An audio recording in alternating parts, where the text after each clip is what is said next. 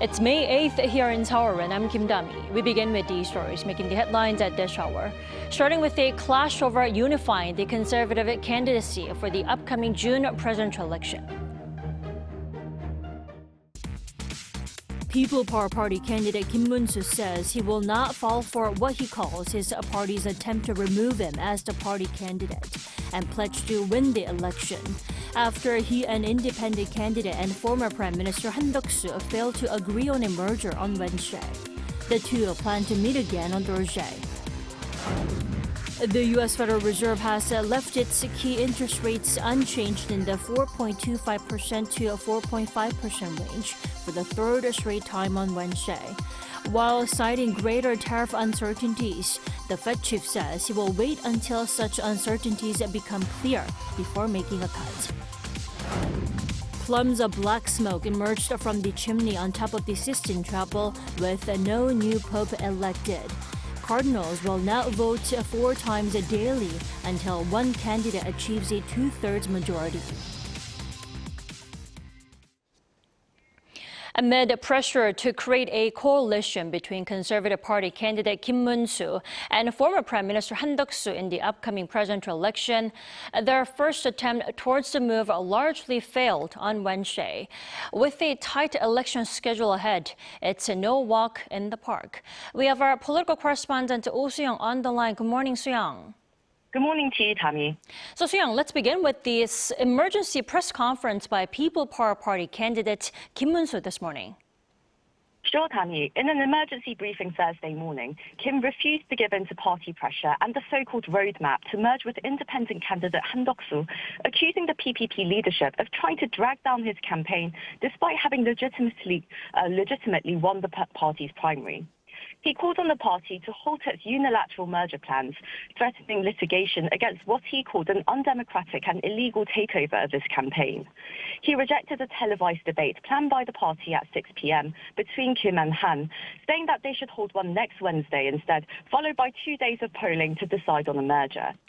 The PPP has been pushing for its main candidate Kim and former PM Han to join forces in the presidential race against their main opponent, the Democratic Party candidate Lee Jae-myung, who currently leads the polls. Han and Kim came second and third respectively in recent public surveys. Now, after emerging as the leading PPP candidate last weekend, Kim has argued that it should be him, not the party, that leads efforts towards the union. The candidate added he will continue sincerely working with Han to reach an agreement. Now, this comes after their 75-minute talks on Wednesday fell through, with Kim complaining that while he set out a proposal, Han said he entrusted the matter entirely to the PPP. Han, for his part, said that if no agreement is reached by May 11th, the registration deadline for candidates, he will not enter the race.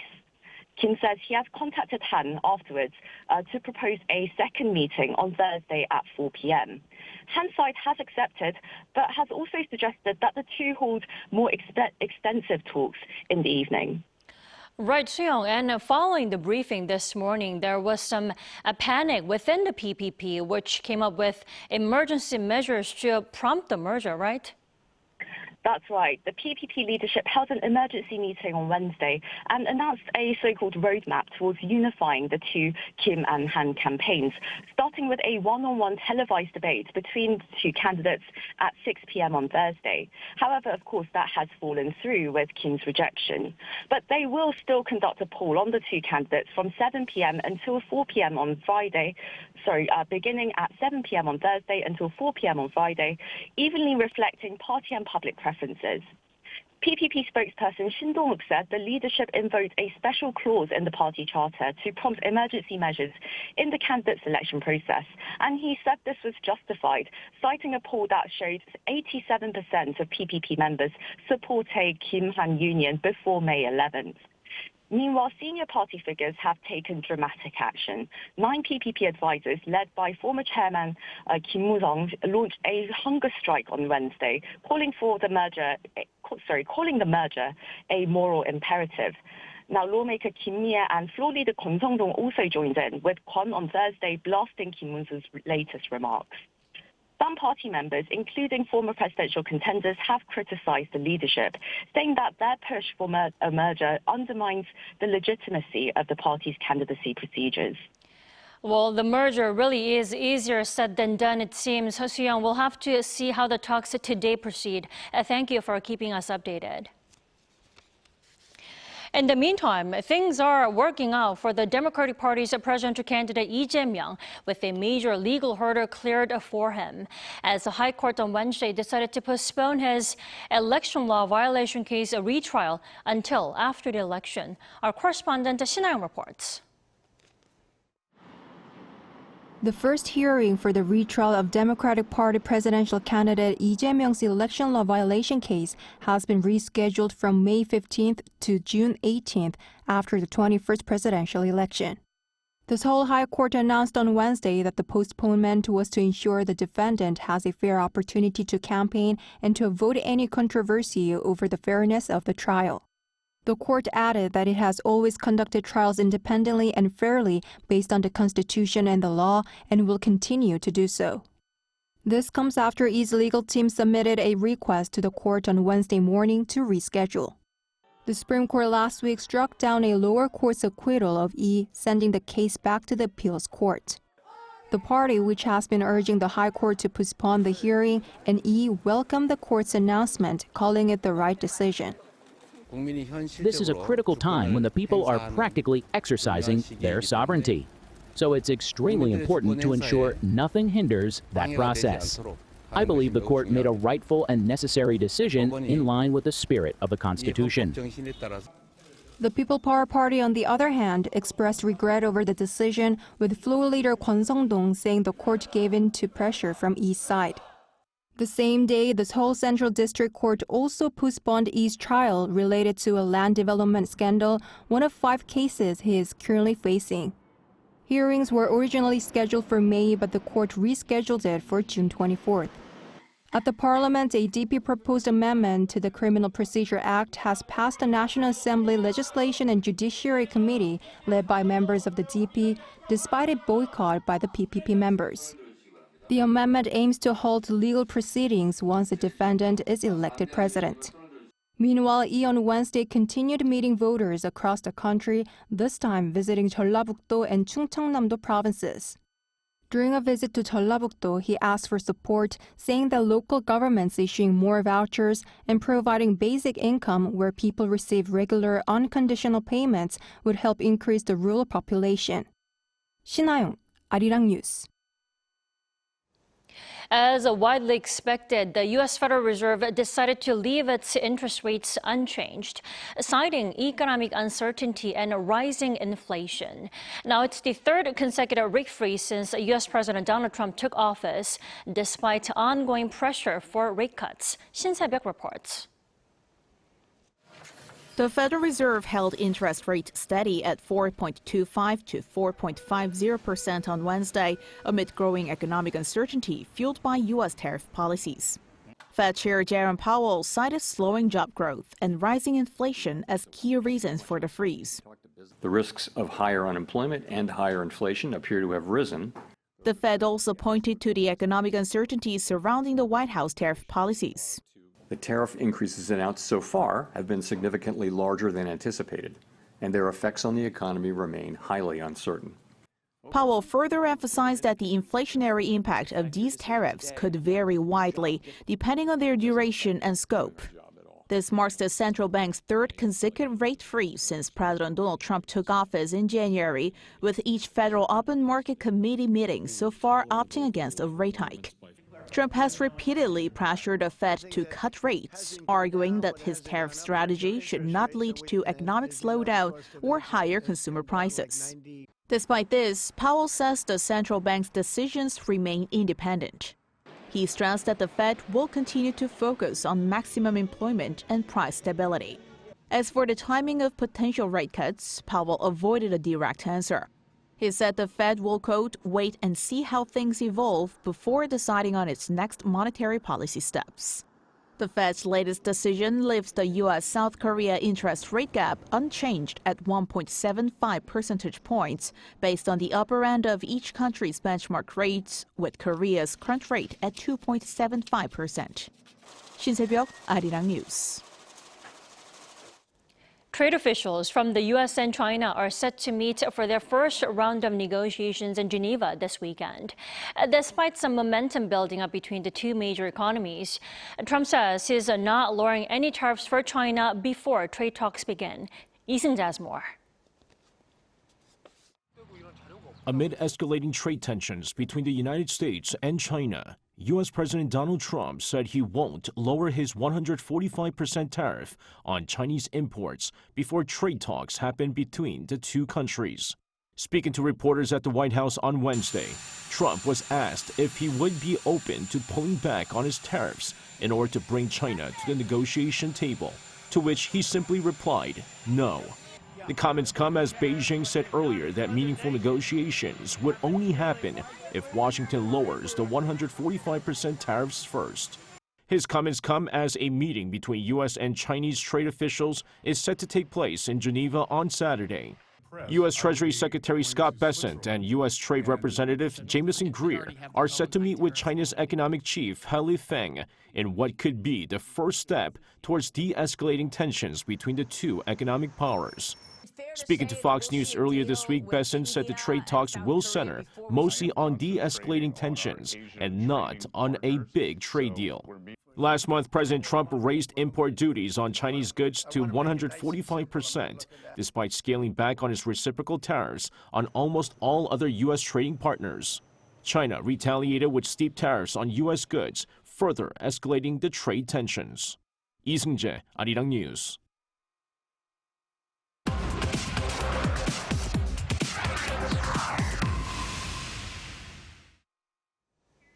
The U.S. Federal Reserve left its key interest rate as it is for the third straight time on Wednesday. According to the Fed chief, Trump's tariff threats has had a snowball effect, but not to the point that it's pounding the U.S. economy just yet. Let's turn to Professor Kim Yong-jin for more. Good morning. Good morning. Thank you for joining us. So the rate freeze was not too much of a surprise, was it? Right. It is not. Actually, even though the President Trump has been making increasingly urgent calls for the Federal Reserve to cut interest rate, the Fed has decided to keep the interest rate as it is, as you mentioned. And there are two reasons for this freeze of the rate. The first is the outlook on inflation. The latest consumer inflation report saw a 2.4% year-over-year rise in March, which is above the Fed 2% target. However, it is still rather low compared to what could come. The one-year outlook compiled by the University of Michigan stand at 6.5%. The main driver of the jump in inflation expectation is, President Trump's tariff policy, which is projected to raise cost of consumers. The second are the numbers that shows the stability of U.S. economy. The latest macroeconomic figures have continued to hold up, and in some cases, look relatively strong. A surprisingly positive April non-farm payroll report issued in the last Friday boosted investor confidence and pushed the stocks higher. In other words, market is not indicating that a recession is imminent.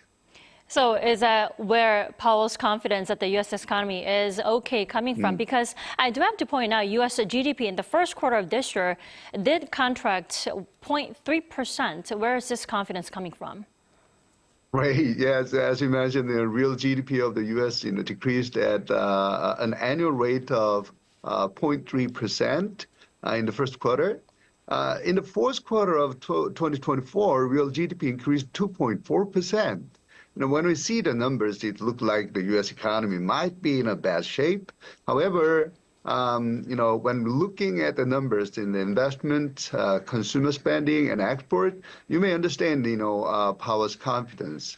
The decrease in real GDP in the first quarter primarily reflected an increase in import, which are a subtraction in the calculation of GDP, right, and a decrease in government spending. The Trump government, reduced its government spending for the efficiency. These, movement were partly offset by increases in investment, consumer spending, and export. The sum of consumer spending and gross private fixed investment increased to 3% in the first quarter compared with an increase of 2.9% in the fourth quarter. The price index for the gross domestic purchase increased 3.4% in the first quarter, and compared with an increase in 2.2% in the fourth quarter. The personal consumption expenditures, price index increases 3.6% compared with an increase of 2.2%. All, numbers are very good. Right. Well, numbers are indicating the U.S. economy is okay for now. But when will a rate cut take place then, according to Powell? Well, in my humble opinion, it won't be soon. We'll see the Trump tariff policy to take effect in like a 6-month period. So probably the Fed will be able to make a move around September this year. So that means, the fourth quarter, right? If the negative effect of tariff policy take effect, the inflation will take off and the economic growth will stall. Probably recession will start. This scenario effectively paralyzed the Fed, which can't respond to both problems at once. In this situation, Fed, need to make decisions where to go. So at the point, Fed will make, the rate cut, to boost up economic growth at the cost of inflation. Well, Professor Kim, all these economic uncertainties are stemming from tariffs, reckless tariff push. Now, first official talks between the U.S. and China on trade are taking place this week. And now, will anything tangible come out of the talks this time, or will it be more like a warm-up? Wow, that will be like kind of gloomy to me. According to U.S. Treasury Department, U.S. Treasury Secretary Scott Bessent is heading to Switzerland on May today, right? Where he will meet a top business, representative from China. But China's Commerce Ministry said that any dialogue must be based on mutual respect and equality, and added that a negotiated solution is only possible if the U.S. acknowledges the impact of its tariff measures and correct its erroneous practice. It's a quite strong statement. Indeed. Considering this statement of Chinese Commerce Ministry, the talk between two countries won't result in tangible outcomes soon. And also, it is very clear when we look at the statement of the Secretary Bessent, I quote, "My sense is this will be about de-escalation, not a big trade deal. We need to de-escalate before we can move forward." So this might be just warm-up. Well, maybe nothing too fruitful, but they did manage to put themselves in one room for now. That's Professor right. Kim, before I let you go, Trump threatened to impose tariffs on all foreign-made films and pharmaceuticals. Where is this tariff threat coming from when we thought he was taking a break from them? Well, I'm not sure, what are the goals of Mr. Trump, want to achieve through tariff policy and how long, the tariff policy lasts. However, I understand why he's using the tariff. Let's look at that, tact he said. Trump said tariff will encourage U.S. consumers to buy more American-made goods, increase the amount of tax raised, and lead to huge levels of investment. This is very optimistic about tariff policy. He also argued that America has been taken advantage of by cheaters and pillaged by foreigners by using the tariff policy. He wants to achieve, some of the goals, like blocking illegal immigrants, and illegal drugs, from reaching the U.S. We see around September, when the actual negative effect of tariff, take place. Then, how Mr. Trump maneuver that situation. And he might give a break to the world around that time. All right, Professor Kim, thank you so much for connecting with us. You have a wonderful day. Thanks for having me.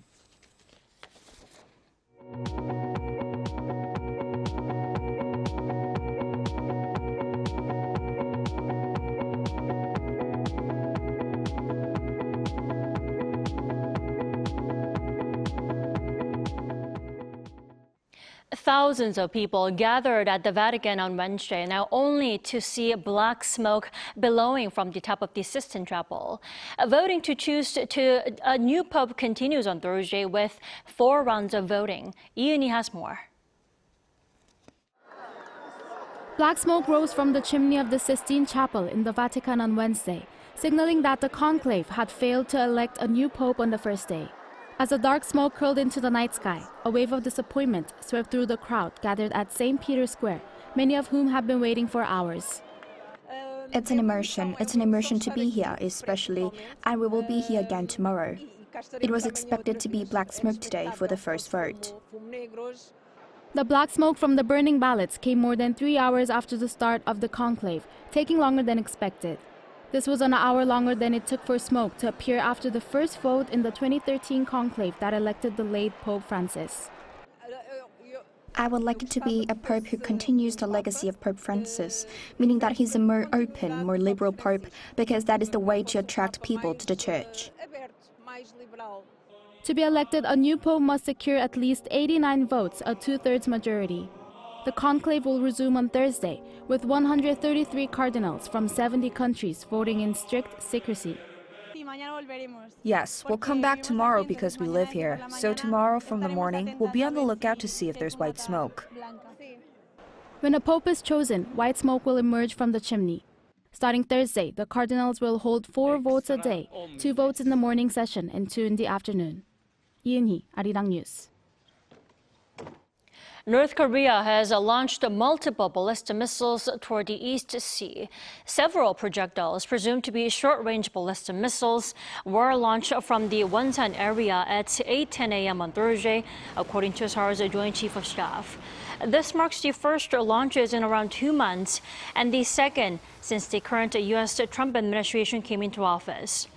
The South Korean military is looking into specific details and said it is maintaining a full readiness posture while closely sharing information with the U.S. and Japan.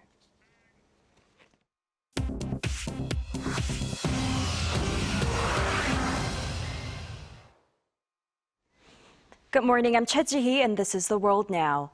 Israeli airstrikes have struck densely populated areas in Gaza City, leading to more than 30 deaths. On Wednesday local time, Israeli airstrikes struck a crowded market and a nearby restaurant in Gaza City, resulting in the deaths of at least 33 people. The market was packed with people when the airstrike hit, causing immediate fatalities and injuries. Shortly after, a nearby restaurant known to be operating as a community kitchen was also hit, leading to additional casualties. The Israeli Defense Forces have stated that their operations are aimed at targeting Hamas militants. However, they have resulted in significant civilian deaths, drawing criticism from the international community. Germany's new government, led by Friedrich Merz, has announced plans to tighten border controls. The plan aims to reduce illegal migration and address concerns over security. Germany's Interior Minister Alexander Dobrindt on Wednesday detailed the government's strategy to bolster border security, including the deployment of an additional 3,000 police officers at the border. This would increase the total border force to 14,000. Stricter checks will be conducted and undocumented migrants will be turned away at the borders. While the new measures aim to deter illegal crossings, vulnerable individuals such as pregnant women and children will still be permitted entry. The policy marks a shift from the previous administration's approach, which allowed many asylum seekers to enter Germany. Chancellor Merz emphasized that these actions are necessary to restore order and public confidence. Following a meeting in Paris with Syrian President Ahmed al-Shara, French President Emmanuel Macron announced on Wednesday that France will support the gradual lifting of EU sanctions on Syria if Syria maintains a trajectory towards civil peace and harmony. Macron emphasized that if Syria continues on its current path, France will support the progressive easing of EU sanctions and lobby the United States to consider similar actions. Meanwhile, the Syrian leader also mentioned that Syria is engaging in indirect talks with Israel to prevent further hostilities in the region. Finally, Walt Disney announced on Wednesday that it plans to open its first theme park resort in the Middle East, selecting the United Arab Emirates capital Abu Dhabi as the location. Disney's 7th global resort and first new theme park in over a decade will be on Yas Island, a popular destination with many other family-friendly attractions. The project is a collaboration with Mural, a regional developer known for creating immersive destinations. The new resort aims to blend Disney's iconic storytelling with Abu Dhabi's rich culture and modern architecture. Disney CEO Bob Iger said the project will be authentically Disney and distinctly Emirati.